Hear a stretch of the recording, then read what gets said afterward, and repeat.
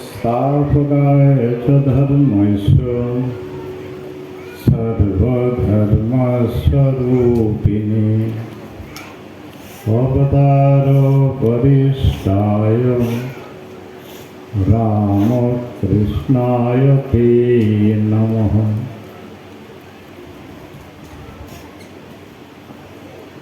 मंचे उपविष्ट श्रीमद स्वामी ज्ञानालोकानंद जी महाराज के आमार अंतरेर गभीर श्रद्धा।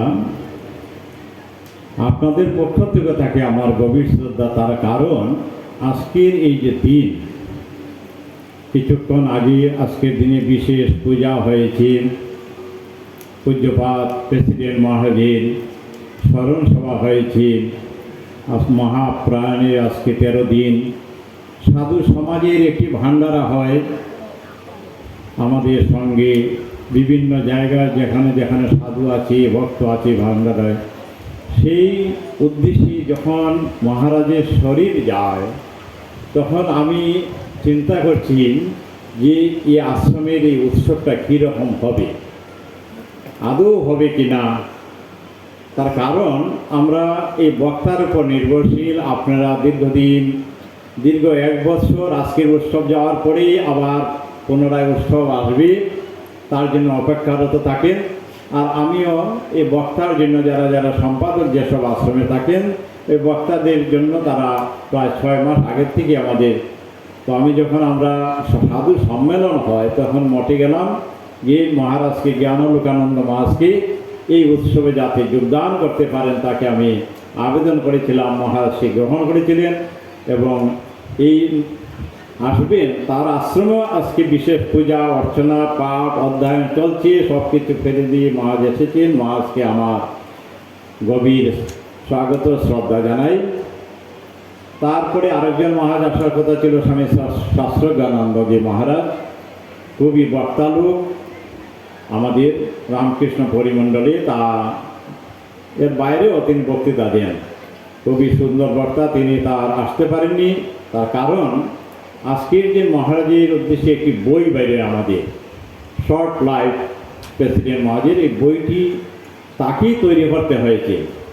বাংলা ভাষার উপরে তিনি বিদগ্ধ পণ্ডিত, তাকেই আমাদের সাধারণ সম্পাদক দায়িত্ব দিয়েছিলেন। ওর জন্য তাকেই আমাকে জানালেন, মহারাজ আপনাকে আমি 31 তারিখ কিংবা 1 তারিখে আপনাকে জানাবো। তো আমিও ধরে নিয়েছিলাম যে মহারাজ আসতে পারবেন না, তিনি মঠে আজকে আছেন, আসতে পারেননি। আসলেও তার কাছ থেকে আমরা অনেক ঠাকুরমা স্বামীজি সম্বন্ধে জানতে পারতাম, আসতে পারেননি। তো সংশয় ছিল। তারপরে যে আমাদের গায়ক আছেন রামকৃষ্ণ পরিমণ্ডলে এসো গায়ক, তাকেও কি পাবো কি না সেটাও একটা সন্দেহ ছিল। তার কারণ আমরা সব বেলুর মঠের আন্ডারে, কর্মস্থল বিভিন্ন জায়গায়, কিন্তু আমাদের সাধারণ সম্পাদক যদি বলেন মঠের প্রয়োজন এখনই আসো এখনই যেতে হবে, তো ভাবলাম এই গায়কে যদি আটকা পড়ে তাহলে তো উৎসবটা আরও গেল। তো সেও তো প্রভুর ইচ্ছায় তো চুপচাপ এসে গেছে। যখনই বন্দে ভারতের স্টেশনে উঠে গেছে, গাড়ি 5:55 যখন ছেড়ে দিল তখন ভাবলাম যে আর মোটামুটি নেক্সট স্টেশন হলে বোলপুর, এর আগে তাকে আর ফিরিয়ে নিয়ে যেতে পারবে না। তো তাকেও পেয়ে গেলাম। তো তাকেও আমার স্বামী বিশানন্দজি মহারাজকে আমার অন্তরে গভীর শ্রদ্ধা জানাই। তারপরে আমার হয়ে গেছেন এই আশ্রমের বিনয়ানন্দজি মহারাজ, প্রাক্তন সম্পাদক। এই আশ্রম যখন ছিল তার অশেষ চেষ্টা, তাকেও আমার অন্তরে গভীর শ্রদ্ধা। জীবনানন্দ মহারাজকে, আপনারা যারা এখানে উপস্থিত হয়েছেন,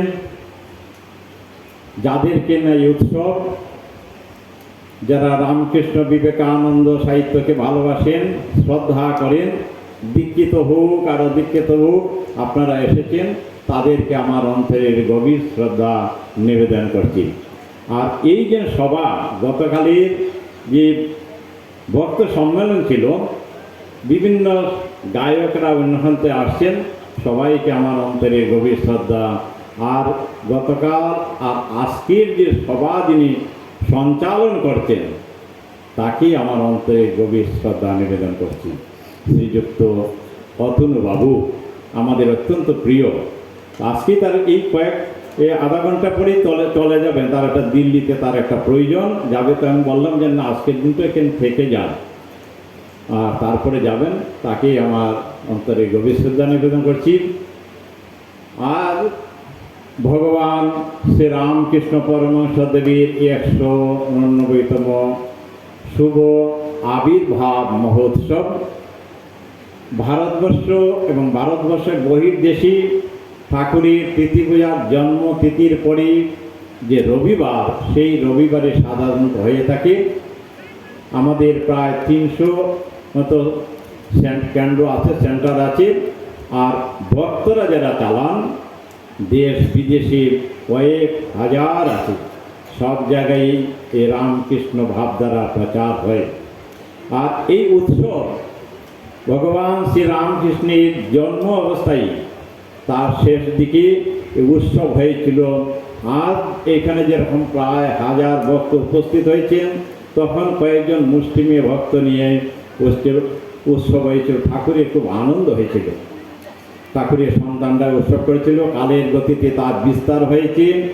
স্বামীজিও চেয়েছিলেন তার জন্ম উৎসব হবে, তিথি পূজা হবে, আর ভক্তরা আসবে আর প্রসাদ নেবে।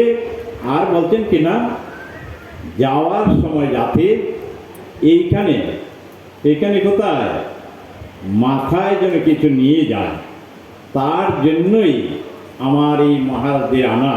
কেন আমরা মনুষ্য জীব, আমাদের জীবন যাতে বৃথা না যায়, তার জন্য এই ঠাকুর মা স্বামীজির মহাপুরুষদের বাণী যাতে আমরা আজকে সংগ্রহ করিয়া মনের মধ্যে নিয়ে যেতে পারি। বাড়িতে প্রসাদ নিব আর ঠাকুরের বাণী নিয়ে যাব, যাতে আমাদের যে শ্রেষ্ঠ জীব মানুষ, পৃথিবীতে প্রত্যেক সব জীবের মধ্যে মানুষ জন্ম শ্রেষ্ঠ জীব, এই জন্য আমরা গ্রহণ করতে পারি। তার জন্যে আজকে আপনারা কত কষ্ট করে নিয়ে আসছেন, তার জন্য নিয়ে যেতে পারি।